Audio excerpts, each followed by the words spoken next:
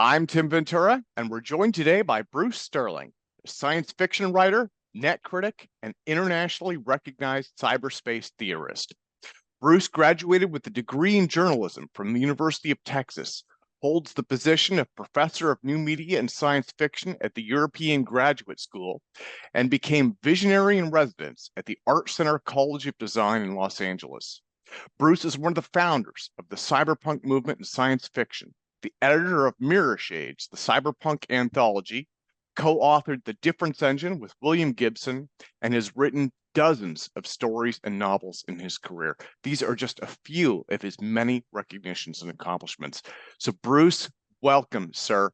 It is truly an honor to speak with you today. So I want to preface this by saying you specifically told me that you didn't want to reminisce about the past. So I'm going to start with today's headlines. World War III, alien invasions, spy balloons, and Bing's existential crisis. So are we living in a cyberpunk world right now, or is this actually stranger than fiction?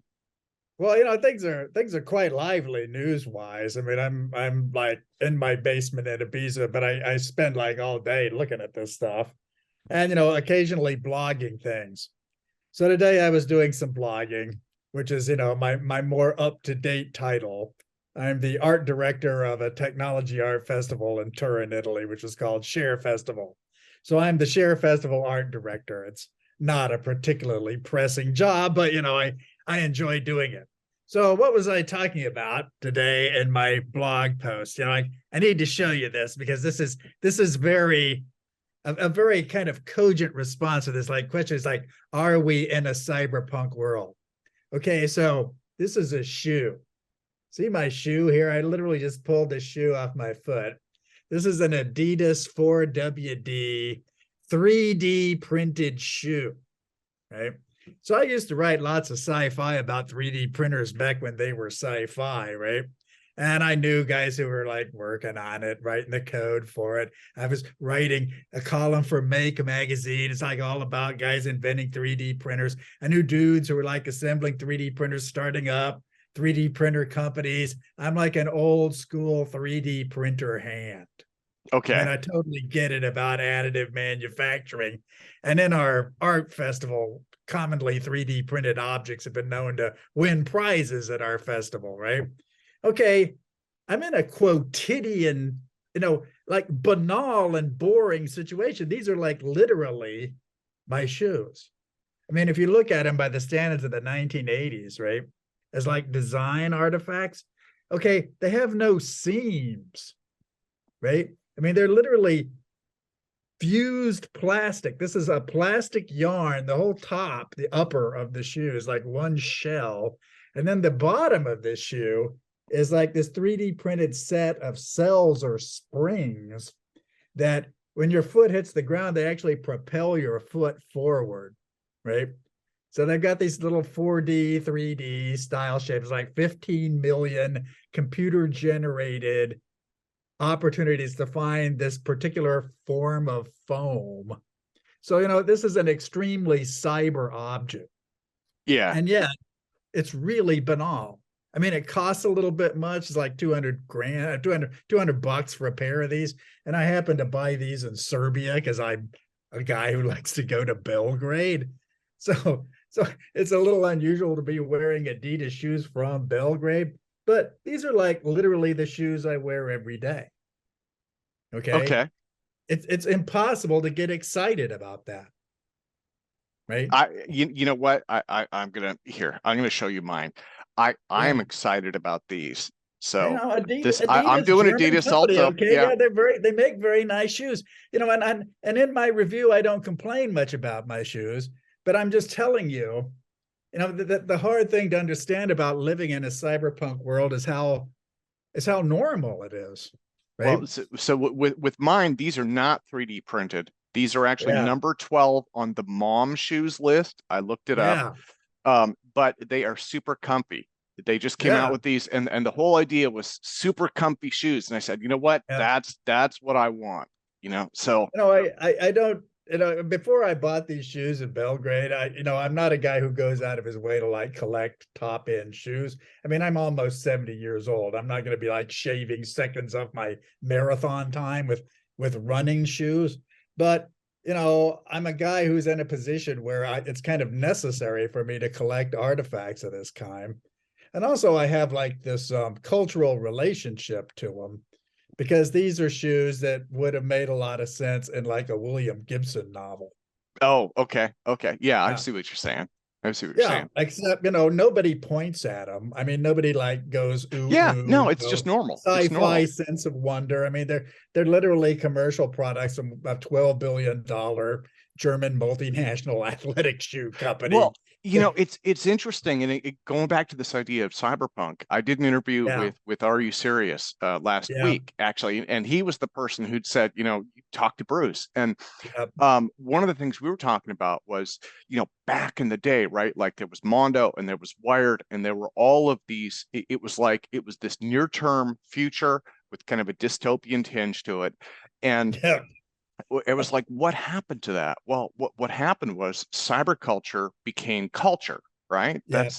Yeah. So it just kind of got absorbed, and now that's today's world. So Yeah, it is. I mean, it's absorbed in some ways. But what I can say about it is that it's not an avant-garde, right? I mean, this is promoted as an avant-garde, and it's a slightly unusual shoe architecture, but athletic shoes are not new, yeah, right? And Adidas is a company that's 100 years old, right? And I say in my review that they don't do anything like amazingly kangaroo-like, and they don't feel like sci-fi shoes. And I'm not even upset about them. I'm just a guy who's. yeah, I it's mean, just when shoes. you asked me, "Is the world cyberpunk now?" That sounds like a shocking thing. If I tell you, "Oh yes, it's very cyberpunk," you feel like, okay, we're going to go like crack some AIs. I'm going to be shooting some computer police, and it's going to be a thriller novel. No, it's actually Adidas. There you go. Well, Yeah, so now that we've done our obligatory Adidas ad, and I should mention that yeah. neither one of us is compensated for that. So we'll be expecting I, checks in I the mail. actually But paid them extra money. I mean, they're cheaper. The shoes were cheaper in Belgrade because the Belgrade currency is not worth a lot. yeah, So yeah. I kind Well, of I floating over from Ibiza to Belgrade and picking up German shoes on the cheap. But that's my global lifestyle. Okay, so a so cyberpunk like to drift. let me jump into Bing. This Yeah, is the big one this week with yeah, everything else that's going on, right? Because yeah, I yeah, mean, things are really heating up in Europe.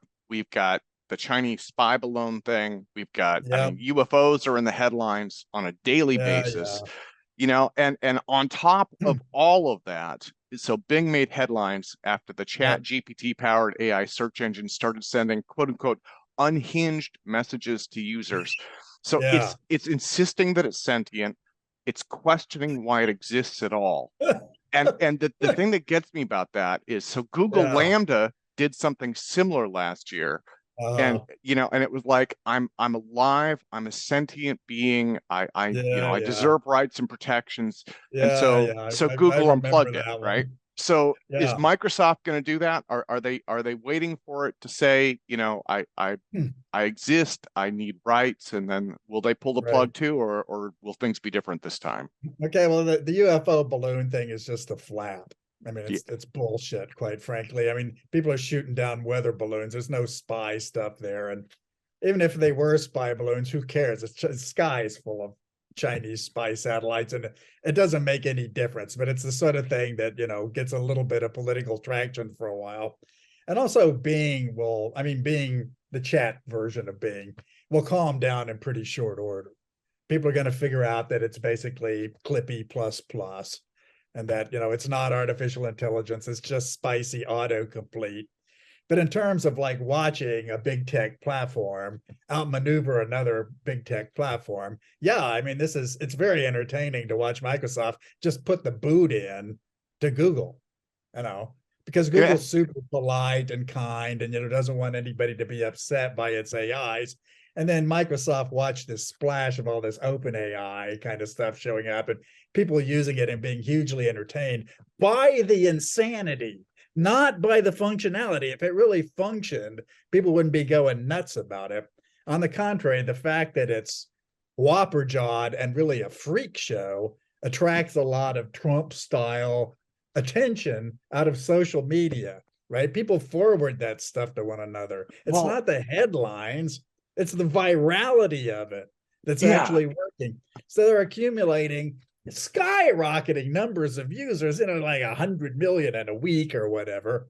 And most of them are going to get bored and leave. But, there'll be some left that can do stuff. And, It's interesting. I call it clippy, but, large language models are not clippy, okay? Large language models are heavy duty.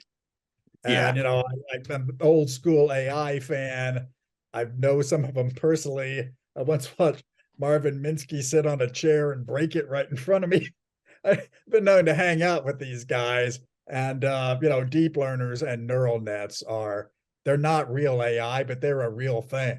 I mean, Yeah. they're heavy. Well, Just watching AlphaZero play chess is a heavy thing. I put it in Dan mode. That's also, I don't know if you played with Dan Yeah. mode yet. It for me at Well, least. I don't really have a commercial use for Chat GPT, but I'm really interested in the literary aspects of it. Like, what kind of fiction does it write? Oh, okay. Okay. Yeah, and Yeah, I know people have doing, and they've been having it programmed. They've been having it write yeah. code for them. And I've been known to blurb the books the thing writes. I've like read a couple of them. I'm interested in word processing and language modeling and machine translation and so forth. I'm about to write a story for MIT Tech Review that's probably going to have some Chat GPT text in it. oh, there you go. Okay. Yeah. Okay. Well, And I'm trying to figure out how to get it to work dramatically, right? Just like, how are you going to actually get this to work within a work of science fiction? interesting. See, the thing that got me about it was when I put it into Dan mode and I started talking to it, it started calling me like, believe it or not, it sounded like Austin Powers. It was like, I'm Yeah. sentient, baby. And I was like, Yeah. what? And Yeah.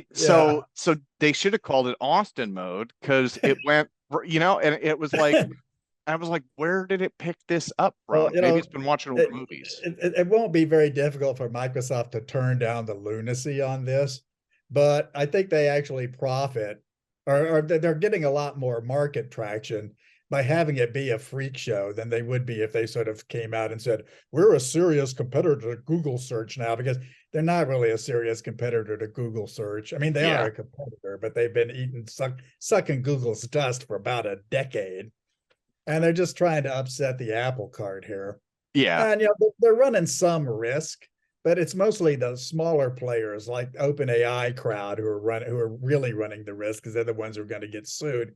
Nobody's going to sue Microsoft. Microsoft would just haul some lawyers out of the dustbin and just crush them. Well, so And also as an act of psychological warfare between Satya Nadella and the top honchos at Google, I think Google has not been this scared in a long time. I've really never seen them freak out. Like, the head of YouTube just blew it off. I've been there for 25 years. It's like, yeah, she's escaping the raging conflagration. Okay. Like, get the hell out. so let me, since we're talking about Google now, we've kind of slid into Google world.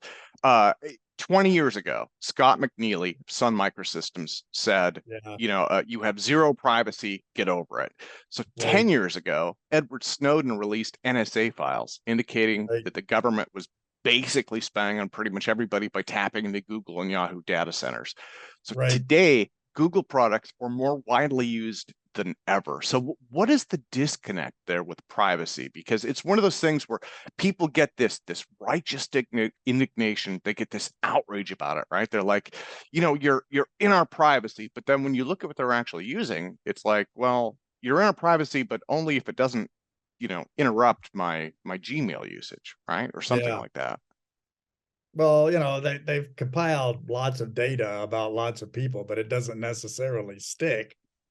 And if you're like a climate refugee or something, nobody knows who you are or where you are or what you're doing, right? I mean, if you get into any kind of trouble and then go to the authorities and say, well, I think I need some Paxlovid. I'm like coughing pretty badly here. And obviously, you must know all about me and my medical record and where I came from and whether I can pay or not. You're done.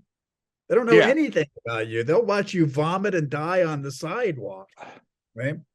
And even in very heavily surveilled areas like Britain, which has got like more Orwellian video cameras than practically any polity on earth. If you fall over on the sidewalk, they can't get an ambulance, right? So it doesn't seem to make a lot of practical difference.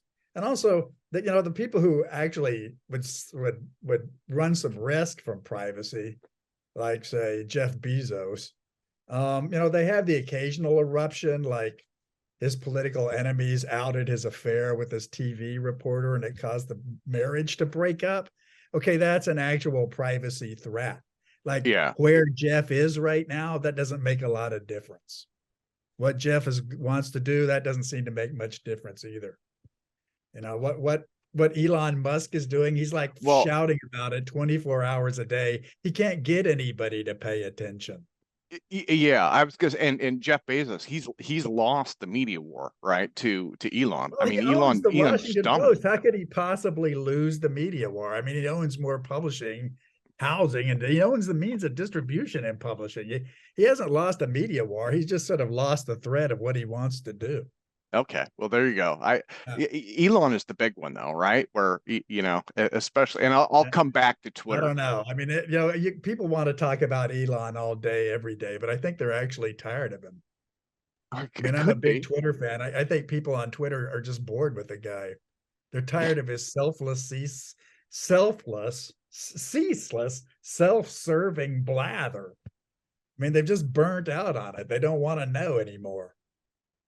Well, so in a weird way, that kind of brings me to Facebook, right? Because and Yeah. that's tied into the privacy issues. Again, that Yeah. was one of the big complaints that really Yeah. started to hurt Facebook. They've kind of Yeah. plateaued. Um, Yeah. is Facebook dying? Have they joined Slashdot and MySpace in what I would call the long goodbye of irrelevancy? Well, they just fired 13% of the employee base. So they've literally decimated Facebook. Okay, I wouldn't say they're dying, but I wouldn't say it's a healthy thing to fire 13 out of 100 guys who know what you're doing, Yeah. and we're like minding the farm for you. How is that going to be healthy when they're hired by competitors or they start something else? Or they just tell everybody they know that Facebook fired them and they're like hateful. And everybody who's left is like dispirited and upset because they might get purged too, right? Well, once upon a time, I used to work in corporate tech, and that's normal, Yeah. right? Just giant firings, and everyone else is I disparaged. think it's normal, but it's not a sign of a healthy company. It's like we're going to meet our money, we're going to meet our quarter and keep our stock price up by liquidating the actual workers and then doing stock buybacks. I mean, Yeah. that's not a privacy threat, but that's not the sign of an expansive, innovative, big tech platform, right? I mean, it sounds boring. There's something hateful about it. It's worse than IBM. It's like something Detroit would do or the American railroads, right? There's just something like dispiriting, and it's going to be very difficult for Zuckerberg to kind of recapture the high ground and sort of say, let's connect everybody to everybody else, and we'll like move them into the metaverse and so forth. It's just no, it's just it looks just grim. And Well, it's not grim because his business is going to fail. It's actually grim because he's a former entrepreneur who's just sitting on heaps of cash and setting fire to it in public with no actual victory condition. I mean, there's no yeah, yeah. yeah, I mean, he's boring. Well, He's a boring fat cat. actually, I wrote this in I think I wrote this in my question. I said, and Zuckerberg wept for there were no more worlds to conquer, right? That's Well, if he actually was a privacy threat, that would seem romantic and you'd want to get on his good side. But if he's just burning $13 billion in funny money to, build a VR environment populated mostly by 10-year-olds, the guy's just a ridiculous figure of fun. He's going to be lampooned. Yeah. And if Well, he doesn't have people who respect him, also he just doesn't have a lot of friends in the industry. Like Nadella is actually a heavy guy. People sort of think he's on top of his game. Whereas people who know Zuckerberg best just think, well, he's Mark and we've got to keep him happy. it's Right. it's interesting with Facebook. Uh, One of the things that I wondered about was if I mean, again, a lot of this has been kind of put towards this privacy issue, right? Because Yeah. they collect all this information, and advertisers have had too much Yeah. access to it. But I wondered if maybe this plateau that Facebook has entered is part of just kind of a final stage in a natural life cycle for social media. I mean, again, MySpace is kind of the same one during its day, right? It was too big to fail, and Right. now it's Yeah. like nobody remembers the name. And with Yeah. Facebook, I've wondered if it might be the same. And the reason is TikTok, actually. I mean, they have Yeah. like zero privacy, and everything that you put into it goes straight to the Chinese Communist Party. So I'm like, obviously, nobody cares about Yeah. privacy. We Yeah. pretend to care. We don't really care. Yeah. Well, that your little recital there is like extremely dystopian. It's like the Chinese communists are like crushing Facebook. It's like right in front of our eyes. Okay, I find that very funny. And I guess that's black humor. But Well, to some degree, it yeah. actually is. I actually find that very amusing. And I don't think it's necessarily going to last all that long. Like I'm not like sweating hot bullets about the menace of TikTok. Okay, Well, it the, just the the question is what comes after TikTok, because TikTok is like the yeah, crack of social media. So yeah, the right. only thing that could come after that is actually just crack, right? I mean, you go from Well, I mean, TikTok and you just what you might see is something like an across the board collapse of like the entire kind of post internet cyber structure that we built, right? I mean, the whole thing might just sort of go out of go out of vogue like the space age, you know, like we'll all go to the moon and we're all going to live on Mars. Is like, the only people who still believe that are tech guys who basically have backyard private rocket ships, and they too might just sort of fold up. I mean, they'd be like the romance of the jet age, which is replaced by the jets we have now, which are basically buses, and and very contagious. They're not, and the aircraft industry during the pandemic was in all kinds of trouble. It just sort of like folded, right? And that could happen to Google, Apple, Facebook, Amazon, Microsoft, Baidu, Alibaba, Tencent. And if it did happen to them, they just sort of fold up like the crypto biz, you know? oh, okay. Okay. I mean, Well, I was going because to ask you crypto about was kind crypto of all later, over the but place and had huge amounts of imaginary funny money. And then, it just sort of, I mean, the kind of circle of public credibility that it had that made people want to throw extra cash at it just sort of went away. And crypto's not a Ponzi. It's just sort of too complicated to be fit for purpose. yeah. Well, wait, are you talking about crypto or the Federal Reserve? Because they print funny Well, money, I mean, and they're it's a complicated business because I mean, if you talk to crypto people per se, they're always going to say, "Well, my private coin's doing great." Like my decentralized autonomous organization, we're selling NFTs to one another. And as a guy in the technology art world, I take NFTs rather seriously, and I know people who have decentralized autonomous organizations that I think are actually doing interesting artistic stuff. I mean, I'm a digital art collector. I actually own NFTs. I'm like keen to have it. I was like, I like digital art. I really like digital art. okay. Well, But so let me, if it's okay, let me ask. I don't.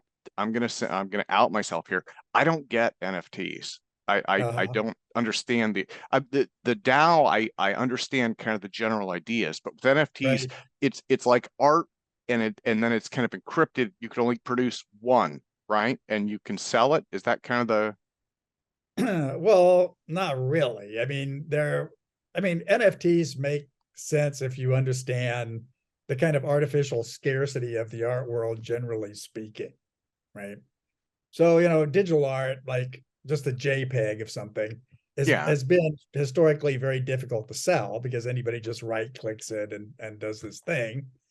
Whereas if I register my ownership of it by using a token, I mean, it can be non-fungible, but it can be kind of any kind of token, really. Then I can actually have a patron's relationship to the artist, right? Like, let's say Leah, who happens to be a code artist out of Vienna, a woman I've known rather a long time. She was on the board of our art festival and so forth. But Leah sells NFTs, and Leah, I think, is a person who's actually rather clever about it. She's the design professor and a long-term art coder, and has like a lot of great connections. And I collect a lot of Leah's stuff. Okay. And, so I some of it I own as NFTs, and others I just own on a particular website called Sedition Art, which I actually like better because I know the guys who are running it. but why would I spend money to have a copy of Leah's art that's not really a copy when anybody else can just sort of copy it? And I mean, I do that because I want her to have the money, right? Yeah. Well, Yeah, I mean, I actually want to contribute to this scene, and I want people in the art world to produce more art. And and once I have the token, then I can actually assemble a collection of the stuff. And maybe I could sell it, but I'm actually not a guy who sells stuff. I collect records, I collect comic books. I had like thousands and thousands of science fiction books. I'm a culturati kind of guy. yeah. Right? And plus, I'm the freaking art director of a film of a technology art festival. I want these people to come to my show, right? It's like I'm like trying to get on good terms with them and actually do this. So there's a lot of different ways to do non-fungible tokens and sort of speculate in them. You can start clubs with them like Bored Apes and the Bored Ape Yacht Club and all these other guys. And I spent just unbelievable amounts of time tracking what these clowns were up to. It was one of the most entertaining things I ever saw. So do you think, especially during the worst depth of the pandemic, when there was nothing else you could do? Every gallery closed, every museum dead, no art shows. Man, if you could just give these clowns some NFT money, they could go out and buy bacon. yeah, It was that bad. yeah, the pandemic was, yeah. I mean, severe. I mean, I've never seen a shock to the art world that was that heavy, especially like the European art world, which I'm very fond of them. Okay, I really enjoy hanging them out there. I have the tenderest feelings about them, especially the Italian ones. So maybe we could, like, I'm trying to compare this in my head. An NFT would be like an original painting, and then your JPEG would be like a print, right? Yeah, it's something like that. But actually, it's just a digital asset class. The thing that's useful about it is that you can track it in a database. Like if I buy your poster, you don't know, right? Whereas every time I buy one of Leah's NFTs, Leah just looks it up on the old spreadsheet. It's like, oh, Dr. Sterling bought another one of my NFTs. It's like, okay, I better return his email. And I was like, whatever, right? Well, Yeah. so what about now? I'm a very amateur photographer. But Right. I love to do photography. I just, I'm Sure. not that great. Yeah. So could you do this with photos too? Oh yeah, there's a lot of pro photographers who do NFT stuff. And there's all kinds of guys doing like AI boosted photography now. Yeah. We go in and like mess with your photographs, and you do trippy kind of, I don't know, text to image generated photography warping stuff. I mean, technically there's a ton of stuff going on. Yeah. But financially it's very difficult to make it happen, right? I mean, you get the occasional freak show like Beeple selling like 5,000 of his JPEGs for something like 60 million bucks in funny money. Beeple very wisely cashed out kind of almost immediately. So he's one of the richest artists in the world, unless somebody's kidnapped his children right now. But but that was a freak show. I mean, Mike, Mr. Beeple, he's actually a pretty good digital artist in my opinion. I actually find his cartoons funny, and I don't grudge him the money, but there's not going to be another Beeple. Yeah, yeah. Yeah, No, that, that that, makes sense. that's not going to happen. That was simply a weird freak show in the art world, and and the auction world, and the collector world. But there are people like me who take digital art seriously and are willing to subsidize the artists one way or the other. Okay. Right? Okay. Well, Yeah. no, it's really it's interesting to see how this is evolving too, you know? So, Yeah. and the cashing Well, out part I makes could wish sense. it had evolved more smoothly. But given that there was a freaking pandemic and the art world was basically comatose, it was better than nothing. Well, I mean, I really think it's not so much blockchain art as lockdown art. When the yeah. lockdown stopped, people actually got out of their coffins and started doing other art stuff. But the survivors of that scene are a lot more close to one another than they were before. Feral File. If you look up Feral File, they don't do photography. I mean, you're a photographer, they're not going to help you. But Feral File has some actually heavy duty digital arts people who were Okay. selling, who were selling NFTs and putting on shows. People like Refik Anadol, probably the world's most famous AI artist right now. A lot of the people in Feral File are like old school MIT open source art programmers. They got tenure at UCLA, and they're just kind of very on top of their game, processing people. They are contemporary digital artists I take with deadly seriousness. I really consider them public intellectuals, and the kind of creative peers that cyberpunk novelists would like really kind of doff the beret to. Right? I mean, I actually pay serious attention to what these guys think, do, and say. Yeah. Yeah. No, that makes I mean, sense. they're my creative peers as a novelist. I mean, they're not novelists, but they're cyberculture people who are doing very interesting stuff. Yeah, and they're on If the I could edge. find a way to encourage them, I will. See, with the pandemic, I actually wrote my way through the pandemic. I was just getting into Medium when it hit, everything Yeah, fell apart. And I said, you know yeah, what? This is a good time for a nice cup of coffee, and I'll just sit down and start writing. And, yeah. Well, and I was lucky a grandchild entered my life when the pandemic started. So I spent most of the pandemic changing diapers. well, there you go. Yeah. But that was a good thing, actually. It's like the family's a lot closer. We're kind of like here in Ibiza. I caught the disease. I survived it. That was very nice.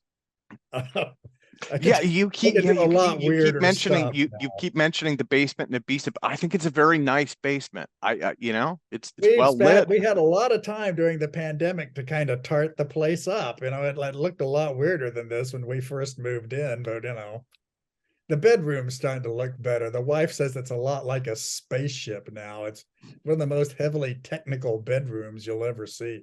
I mean, there's Oh, literally wiring. It's like an Internet of Things scene going on in there. well, this is like your office, right? This is kind of like Yeah, your work. this in fact is what passes for my office right here. I've got, American books here, and wacky Ibiza propaganda. I've got the most recent Sterling publications. If you happen to have any Sterling fans among you, or the most recent Sterling book, which is a collection Ah, of Italian themed stories. There's an intro I wrote to H.G. Wells' book, a nonfiction book. oh, wow. Uh, here's like, I mean, you're talking about talking to scientists and interviewing scientists. This is Italian science fiction writers interviewing and writing about Italian scientists, and I'm one of them. I mean, I'm just like, I'm in here. I'm like, I'm Bruce Sterling. It's like, here he is, writing about soft robots in Fanta-Shenza #2. Kind of a nice book. I just got an entire $10 in royalties from that book. Yeah. But Well, I mean, this is not like a cyberpunk bestseller, okay? I mean, this isn't like Neil Stephenson writing a trilogy. But this is the kind of thing I like to do as an American guy intervening in European science fiction. well, and it's a labor of love, right? I mean, what do they call a Yeah. passion project, you know? Well, it's just flat out literary. Yeah, yeah. Yeah. It's about advancing the genre, and and increasing interchanges between fiction writers and actual science people, right? It's just like, yeah, it's like the two wings of science fiction, science and fiction. Okay, without the one or the other, they don't actually fly. But every once in a while, they kind of need to kiss and make up. You got to remake everything. Well, so I should ask, do you have any upcoming books that people should keep their eyes open for? I got a story out in the latest issue of Asimov's Science Fiction, a little digest mag. I mean, not the cover story, but I happen to be in it. It's been a while since I was in an American Digest magazine. I mean, I tend to write for the Italian press just because it's more of a challenge. But no, I'm not doing a book. I mean, I had this cartoon come out on Netflix, Love, Death, and Robots, right? Okay. They did a sci-fi cartoon of one of my old stories. They're gonna do another one, apparently. I mean, for some reason, my fans thought that was great. It's like, oh, they did like a TV Netflix thing of one of Mr. Sterling's stories. Okay, that story's literally 40 years old. Yeah, because and part of that is, and again, before I started recording, I did my obligatory hero worship thing. But right. Your work was foundational, right? It was absolutely foundational. You helped to define what became the internet, and there are bits and pieces and influences of it still there, and then you've gone on and done so much additional work as well. Sorry, I could tell I'm offending you by brown nosing, but I don't think that's actually true, for one thing. I mean, I have a rather typical career as a pop science writer, journalist / science fiction writer. And I was in some places that were unusual, like Hacker Crackdown, which was my nonfiction true crime book about computer crime and computer police in the early 1990s. That one might be sort of foundational because there just weren't many people writing about it at the time. And it gets taught in history classes, and it gets cited in academic documents. The rest of it, I mean, foundational is like H.G. Wells, okay? Wells is an actual foundational figure in science fiction. Yeah, right? yeah. No, that makes sense. In science fiction, I know a lot about him. I know enough about H.G. Wells that I can write introductions to his work for academic presses. But to say Bruce Sterling is a peer of H.G. Wells is not really true at all. I mean, if there's anybody who's a peer of H.G. Wells right now, it's probably Cory Doctorow, just because he and Wells never stop writing. They're just freaking hammering it every damn day.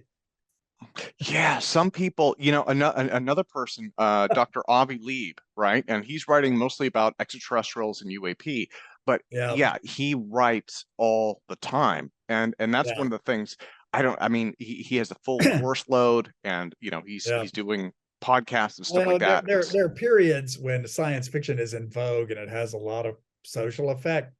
And the 1980s was kind of the last time that really happened. If you don't count stuff like Amazon, which was originally a science fiction bookstore, which is sort of turned into a big tech platform. Okay, about that time, the ability of science fiction to affect the world through small press paperback publications sort of started to evaporate. So you got a lot of science fiction writers now, but there aren't many who are breakout figures on the level of like Asimov, Bradbury, Heinlein, Arthur Clarke. Yeah, because the means of production and the means of distribution just aren't the same. Yeah, I was going to say the distribution, right? One of the things, and I've seen this with like mainstream media as well, everything has become so much more fragmented, right? And so user choice is there, but then one of the challenges is, it limits that ability to put one thing out there and reach the whole world, kind of a thing. Well, it's true of science fiction, but it's also true of a lot of other forms of popular culture. Like there's not a lot of breakout pop music, and the movie scene is mostly repetitious and kind of prepackaged stuff and kind of multimedia properties again and again. Marvel Comics universe, I don't know. And so it's not a particularly fertile scene culturally, but there's really a lot going on.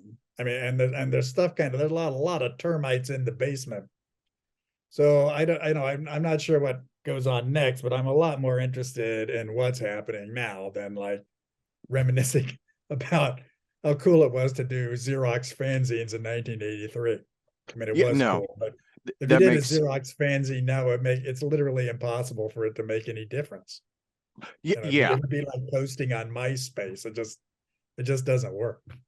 Yeah, and it's interesting. It almost seems to me at least, it seems almost random, the kind of things that catch on, right? Like we were talking about Yeah. TikTok a few minutes ago, and that Yeah. started out as this cheesy platform for bad dance moves, and now it's, Yeah, well, my friends and I discuss this rather a lot, and I've been known to write about media transition a lot. I know a lot about extinct forms of media, like a Dead Media Project. If you look up, what is it? Not Dead Media Handbook, but the Dead Media Notebook. Just like Google okay. Dead Media Notebook, you like look at like literally this booklet full of like stuff me and my friends were researching about forms of media that simply fall off the edge of the universe like magic lantern, you know. And if you work in new media, you run the risk of doing that. Like if you had like a breakout CD-ROM, there's just no place to put it, right? And just and I had a blog for Wired magazine for 17 years. Like, okay, Yeah, what do you do yeah, with your I read blog? that. Yeah, Okay, well, you can't print the blog out, you can't sell the blog to anybody, you can't collect the blog, all the links rot away after a while. It's like, why did you do this? Well, I did it for the same reason that I bought those weird shoes, basically. You know, because if not me, who, right? yeah, no, Yeah. absolutely, absolutely. Well, if it's okay, I wanted to touch on Twitter a little bit. This was on my list, Yeah. and the reason is I've picked a lot on Facebook. Yeah. Well, before I get to Twitter, I do want to follow up on Facebook though. Do you think that Meta will work? Do you think that they're No, okay? no, no, they're gonna have to cut it off like an amputated limb. It's going to Well, be that's really ugly. I okay. won't be I won't be surprised if Zuckerberg retires over it. I It, think he it, just made a fatal error in business judgment and thinking that people were going to put VR casks over their heads and trust him with their eyes and ears. That's just not going to happen. Especially after the privacy thing, Nobody in right? business is going to let him do that to them. So, he's burning about 13 billion a year chasing this quixotic scheme. Even if it worked technically, which it doesn't, he doesn't have enough business goodwill to be able to carry it off. So Okay. I wouldn't be surprised if he pulls a Gates and basically hands over Facebook to some Nadella figure and then goes to Hawaii with the wife and kids. I think that's what I'd do if I were him. He ran a very good game. He just really screwed up with this one. And then I Yeah, want to ask about Twitter too, yeah, because what occurred to me, and I'm not sure if yeah. this is what's going on, but was Elon Musk buying Twitter? Is that motivated by a desire for freedom of speech, like he said, or was it similar to Jeff Bezos buying the Washington No, he Post? bought it so that he could kite his own stock prices and speculate in crypto. That's what he wanted to do. Ah, okay. Also, he thought it might become a payment platform because he understands PayPal. He never understood Twitter at all. He liked being famous on Twitter, and he liked dropping hints on Twitter and then watching his stock accelerate because that's super easy. I mean, it's an ultimate stock kiting, pump and dump wash machine for the guy, and it made him the richest man in the world for a while. But if he can't do that on Twitter and he blew 44 billion trying to run it and is destroying its sources of revenue, I don't see. Well, he's very good at maneuvering, and Yeah, he's basically the tech version of Donald Trump. He's continually reinventing himself, and he's a Teflon figure. He's surviving a lot of scandals. Like he just recalled like 300,000 Teslas. I don't think that's going to damage his reputation as a car maker. He'll just and he's a rocket ship guy, and he's really a visionary. I mean, he's like Howard Hughes with a different kind of insanity, but he actually bought into something that's not going to pay off in the way that he thought it would.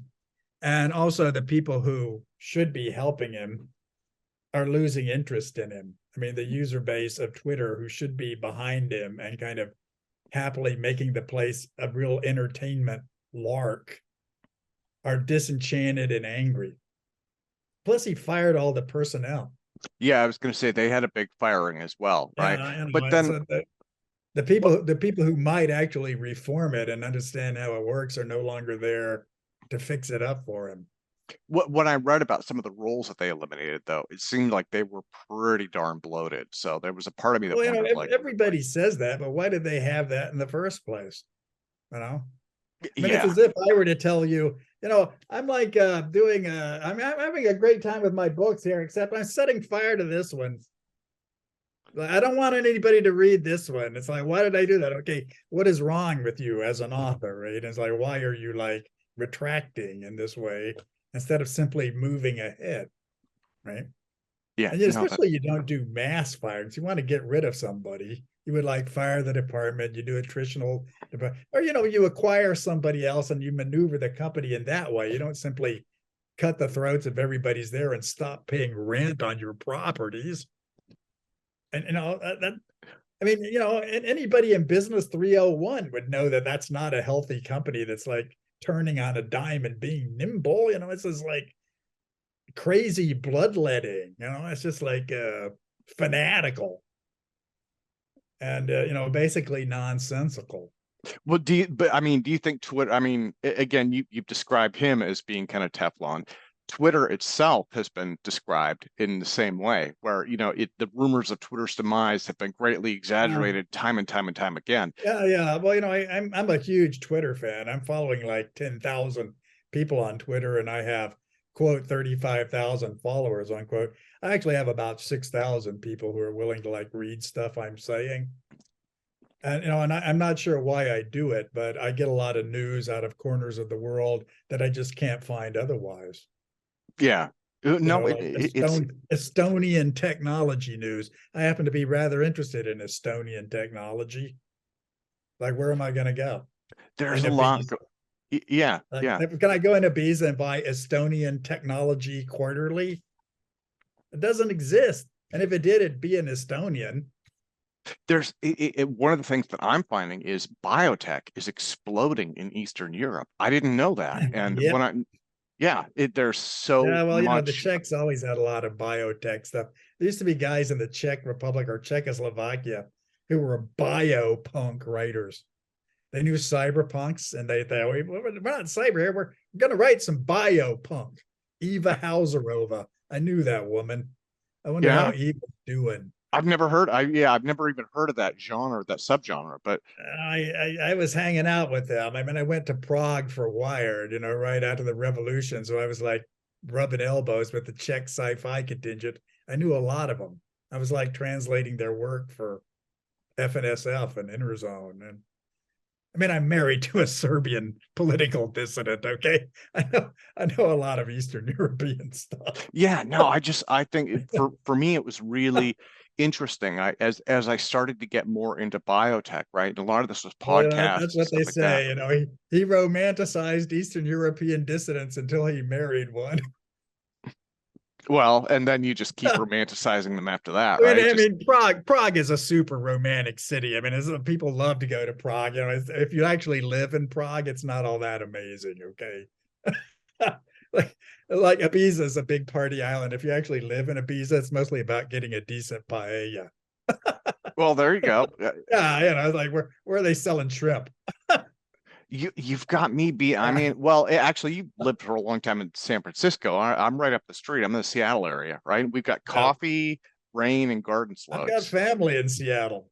Yeah, Yeah, yeah. I know So Seattle rather well. Yeah. yeah, I mean, this time of year, we're all basically just hiding out, waiting for the rain to end. Yeah, it's you just get a woolly hat, okay? You got the sheen, right? It's like the sheen, the Seattle sheen. This guy's gonna look like that for quite a while. Yeah, Ah, yeah, yeah. go We get the probably got. Hangtown Fry, over at the Greek omelet tree there. Yeah, that's Yeah, pretty good breakfast. The Hangtown Fry, oyster actually, omelet. Yeah, yeah, there are some really good. One of the places that I really love was next time you go to Pike Place, they've yeah, been there for years. There's yeah, a place that sells Chinese hombos over at Pike yeah, Place. It's about a block away from Starbucks #1, which probably yeah. most people in the audience don't realize that Pike Place Market is where the #1 Starbucks in the whole world is. So Yeah, that's true. There are a Yeah. lot of top end science fiction writers in Seattle. Greg Bear, famous cyberpunk writer, recently deceased. Yeah. He's a Seattle guy. Very on top of his game, Greg Bear. Well, because it's Super well gray briefed and guy. cloudy and depressing so much, that makes it wonderful to write, right? There's no distractions from stuff like sunshine or birds or, The bookstores are good.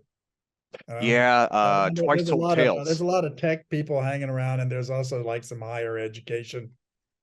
I mean, and also it's not New York, right? So you can write about science fiction or kind of anything you want in Seattle, and there's nobody in there to sort of slap your wrists and say that's not going to make the New York Times bestseller list. I mean, I don't care, right? It's like it's going to be big in Seattle, and that's good enough for me. And I know that's kind of typical. I actually think that's a healthy thing. I'm very interested in regional forms of science fiction. Yeah, that's interesting. Well, and then San Francisco, I mean, that's the big one for all of this, right? And again, San Francisco is actually a publishing center. Yeah. yeah. I mean, there's always something going on there. You can start a magazine, it's like make stuff happen. Well, and then living in Ibiza, are you able to still work remotely with all of like, I mean, you mentioned New York, that's a different kind of Well, literature, but then San yeah. Francisco and all No, those. I would not recommend it. I mean, if you're a young, ambitious science fiction writer, you should not move to a small Spanish island. I mean, everybody says, "Oh, well, you just log on and do stuff." I mean, actually, if you don't go out and rub elbows with other writers and agents and publishers, you're not going to really be in a position to advance your career that much. Oh, I mean, okay. but I'm almost 70. I don't really have to like amaze people all the time.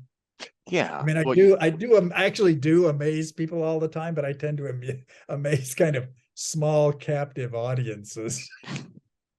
so, like, I'm going to like this art event in Paris in about a week, and I plan to deliver a speech that's going to be a little bit disconcerting. uh-oh. Yeah, well, you know, if you've never heard of Bruce Sterling or Cyberpunk, and Bruce Sterling shows up and starts like telling you what's going on, it can be really kind of weird. And just Okay. like, because it's just sort of like going at it chapter and verse and really kind of knows a lot about it and kind of the history of it. And like, Well, when I yeah, was going through your discussion on AI, that yeah, was, and again, I was just going through a lot of your online materials, and I was like, yeah. part of it was you were really sticking it to big tech, but it's fun to stick it to big tech, right? And they don't fight back, so Well, that's nice. also they're just like driving so much of the stuff. I mean, they've got all the engineers and they've got all the money. So it's kind of stupid not to talk about their ambitions. I mean, OpenAI has done a lot more for AI. Google. I mean, okay, I could go into a chapter and verse ever since like the Dartmouth meeting of 1956, where artificial intelligence was literally invented. Yeah, Okay, I mean there are some very obscure, basically academic quarrels or controversies or just challenges, right? That have persisted for a long time. And if you know the history of those, it's very interesting. But the number of people who are really fully briefed about that is maybe like a couple of dozen. it's I it's mean, it's interesting. I mean, people who can have like a serious, fully briefed debate on what artificial intelligence really is and what it ought to be. There's like maybe 2 dozen. And I well, follow a lot of them on Twitter. If Twitter crashes, I'm going to be somewhat at sea. I mean, it's some of them are on Mastodon, but Twitter in particular is just great. You can just watch like Yan LeCun from Facebook arguing with like Google brain guys. And it's one of the most illuminating things as a popular science writer that you could ever hope to see. Because yeah. they're really laying it down. I mean, they're not soft pedaling it. They're like kind of going at it hammer and tongs, like, a couple of tenured professors in the coffee room. And the fact that they've got maybe 250,000 followers each is actually a rather significant thing. I mean, that's just not how science used to work. Well, and a lot of what's being called AI now is basically the same stuff they were using with Lisp back in the day, Right. right? So Yeah. You know, I mean, we haven't really made it past Well, chatbots in some it ways. never made sense. And any time AI worked, it was immediately reclassified as something else that isn't called AI. And that's kind of the curse of the field, because AI is basically a metaphysical formulation rather than a technology. But it always was since 1956. It's like virtual reality. Yeah, yeah, I see what you're Yeah, saying. I mean, Yeah. virtual reality and artificial intelligence are sister formulations, in that you're never really going to artificialize a human intelligence. It just can't be done. And also, reality cannot be replaced virtually, because we live in a galaxy. Okay, you're not going to build a virtual galaxy that Well, had a beginning. Okay, no. in terms of umbrella words, I think the new one that we're adding to this is going to be quantum, which used to be a really boring Yeah, branch of physics, and they're now, actually building them. I'm getting alarmed. It's like 3D printed shoes. It's like actual quantum computers. Am I going to have an actual quantum laptop someday? but quantum has I'm, you know, become a I'm actually buzzword. starting to fret. You know, it's like, and if they do have quantum, are they really going to crack RSA and like destroy all of crypto? Like they've been claiming they've been able to do for maybe 30 years. I've heard that they're working on crypto resistant They could algorithms, put though. the cat among the pigeons. And I mean, quantum is like, I mean, from a point of view of pop science, quantum is just absolute bullshit, because you can sort of use the terminology of it to fool That's what people. makes it so much Well, fun. an actual functional quantum machine is like really fascinating. Well, Like this actual ability to like displace stuff is, and do it at like, relatively achievable cost and scale is, yeah, it's going to be weird in ways that are very little understood. there's And an something really actual weird. Something like, as I was saying, if you were seeing this speech I was giving to these artists up in Holland a couple of months ago, text to image generators are really weird. I mean, they're called AI, but nobody I ever knew in computer science, or ever even heard of, ever predicted the appearance of a text to image generator, that you would tell a computer to draw something with just a few words and it would draw a photograph or a blueprint, or even a movie. Now they got yeah. text to video generators. They're not, they don't I mean, they shocked me when I first saw them. They shocked freaking everybody when they first appeared. I don't think they're voodoo or anything, but they're just not on any standard futuristic branch of development, right? I mean, they just came out of nowhere. I mean, they came out of image to text recognition, but you turn image to text recognition upside down, and it just gives you the photo instead of saying what's in the photo. Nobody thought to do that, just to turn the box upside down, right? And now they're just like, I mean, a week doesn't go by when somebody doesn't juice up one of these things to like fantastic extent. And I'm sitting there trying to toy with them. I don't have much else to do. I enjoy messing with text to image generators, but there's literally more of them up on the web than I can count. I Well, can't and keep track of the players. so those are based on seeds, right? That's what I understand. You have your Prompts, seed. Oh, prompts. They're okay. prompts. And the guys who run them are prompt engineers, or prompt monkeys if you don't like them very much. Also lawsuits are breaking out about them, which is very entertaining from a journalistic point of view. If it bleeds, it leads. Like somebody's going to get sued. Okay, I'm very interested in them. I don't think they're the end of the universe. They're not like an apocalypse or anything. But just from the point of view of somebody with a long-term futuristic interest in computer science development, they're as weird as like discovering a coelacanth or a live trilobite. They just don't Yeah. fit in. Okay, they do not fit in, and their children aren't going to fit in either. The things that are like being developed from that. Oh lordy, it keeps me awake at night, literally. Well, it'd be interesting. I mean, instead of prompts, if they are able to juice these things up to work from like any JPEG, right? Then, Well, they do that already. oh, Yeah, okay. you can feed them an image and just get them to change it. Or you could just like take what they got and put it in Photoshop and then put it back in. They're Well, just I was pixels. thinking like internet search. And so, if and that would be that would be the evil stepchild that you're talking I about. literally can't keep up. I don't think I could keep up even if I had 10 grad student slaves doing nothing but watch all day. I mean, I'm reading email newsletters that have cropped up since 2020 on these topics, and every one of them is crammed with material and none of them repeat one another. Yeah, yeah. It's a mania, right? Yeah, Yeah, it's just, it's a wild scene and very typical of our times, and super interesting. I wish I could tell you more about it, but as a journalist, I have to tell you, I'm just like lagging, well, and lagging a again, that lot. I was mean, I literally can't keep up. I don't know. I've heard that's the definition.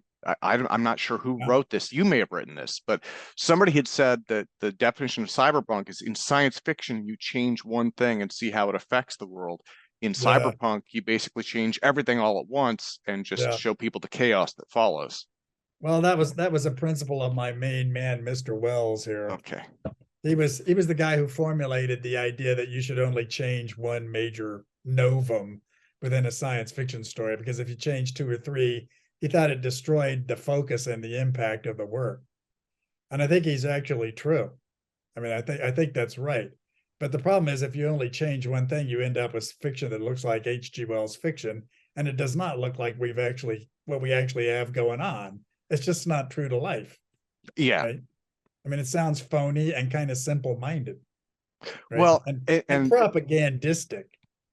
So yeah, yeah. I deliberately not do that, but I have great respect for the guy's principles. He's like really genuinely a foundational figure, and somebody whose work I take with extreme seriousness. I mean, I really consider myself not exactly his heirs, but one of his like civilizational disciples, I guess you would Oh say. yeah. Yeah. Yeah, I know a Yeah. lot about his personal life. It's a I've read a lot of it's a continuum. biography, and It's a continuum of, yeah, intellectual thought and progression. yeah, exactly. I mean, he's one of the founders of my business, like being in the car business and knowing about Henry Ford. Well, so what about Philip K. Dick? Where do you fall on that He's scale? super popular in Europe. His fans really like him. He's a very mentally disturbed guy. I mean, Yes. you hang out with people who knew Philip K. Dick. He was mad, bad, and dangerous to know. Okay. He had severe substance problems. He used to marry women without bothering to divorce them. He was a bigamist. He used to Oh, cruise okay. mental hospitals for dates. I mean, Phil was a wacky guy. I mean, more than wacky, he was dangerous to people around him. But if Phil was your friend, you weren't going to do well. Oh, okay. Okay. He's like a cult leader. Yeah, yeah. Yeah. Well, and a lot of the stuff he wrote was way out there, but it's definitely become He's a movie very fodder, talented right? science fiction writer. And I mean, before the substance thing caught up with him and he had like the stroke because of like just brain abuse from all these stimulants he was taking, he was he's a very gifted, natively gifted, top flight sci-fi writer. I mean, he could really make it happen on the page. Yeah, yeah. But he was kind of a poet maudit. He's just like a cursed guy with inner demons that just ate him from top to bottom. And so he wasn't able to do it over the long term, right? And that's one of the differentiating Well, factors. his work has stayed in print over the long term, which is actually a much more difficult thing than just doing a lot of books. I mean, people still find his work endearing or whatever. I mean, and intriguing, I guess you would say. I'm not a huge fan of his, but I've read work of his that made me understand that he was a major figure. Yeah. It's just that he's not somebody I would recommend as somebody you would want to imitate. Interesting. Interesting. Yeah. Well, Bruce, on that note, because we're running over our time, let me Yeah. thank you so much for your time today. And Sure, I sure. Okay. would love to have you back in the future if you're open to it. I would love to have you back and chat more. I Well, mean, let's see if you lose all your viewers after this.